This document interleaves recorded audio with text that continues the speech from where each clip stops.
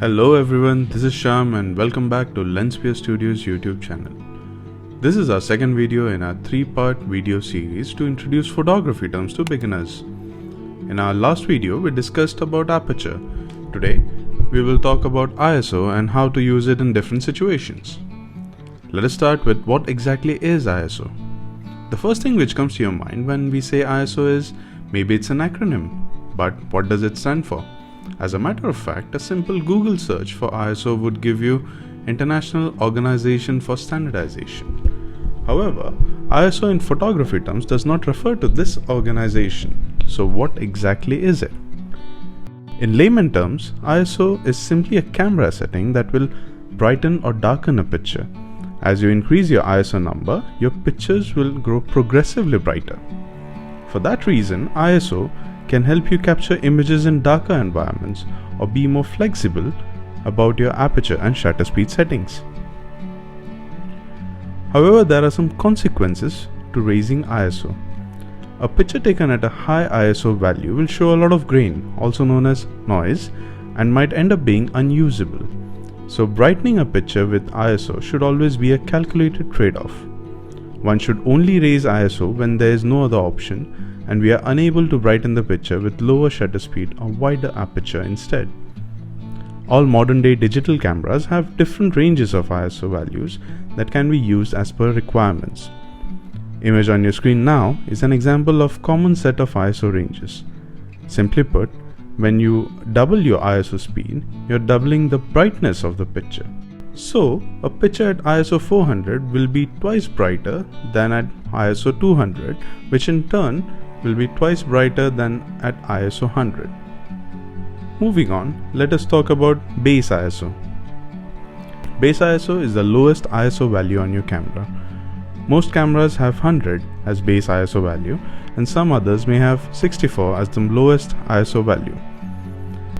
This is a particularly important camera setting to remember, as it gives you the potential to produce the highest quality image by minimizing the visibility of noise as much as possible. However, it is not always possible to do so, especially when working in low light conditions. Do note that some cameras have an extended high and low ISO setting, which provides a simulated stretch of ISO brightness beyond the native range and are most likely to just lower the quality of the image. I personally would suggest steering away from these two ISO settings. Look at the picture on your screen now to see the difference between a low ISO image and a higher ISO image. You can clearly see the blotchy colors and grain in the higher ISO image. Now that we have discussed what are base ISO and high ISO values and its effect on the image, let us talk about when to use these. Earlier I mentioned the range of ISO values available in a camera. The reason why we have such a range at our disposal is because different situations call for use of different ISO values. First up, let's talk about using low ISO value. Low ISO, in general, helps to maintain the quality of the image with less to no grain. You're free and advised to use the low ISO when there is enough light in the environment of the subject. You can also use low ISO in dark or low light conditions for dramatic effects.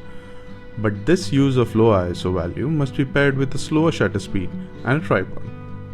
A tripod is must in such situations to avoid any camera shake, as any motion after the shutter click would be captured as a blur. A best use of this technique is to click pictures of light trails or light paintings.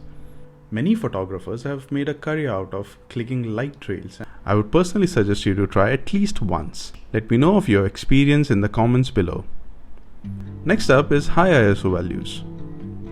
As the exact opposite of the low settings, high ISO is generally used in dim and dark situations where you cannot use a tripod or the subject is fast moving and you need to freeze the frame with a faster shutter speed. Case in point is wildlife photography, especially birds.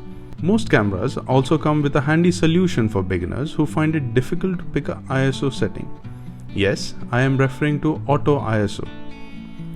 With this camera setting, the camera decides for you the best ISO value for your preferred shutter speed and aperture, and you're free to click away.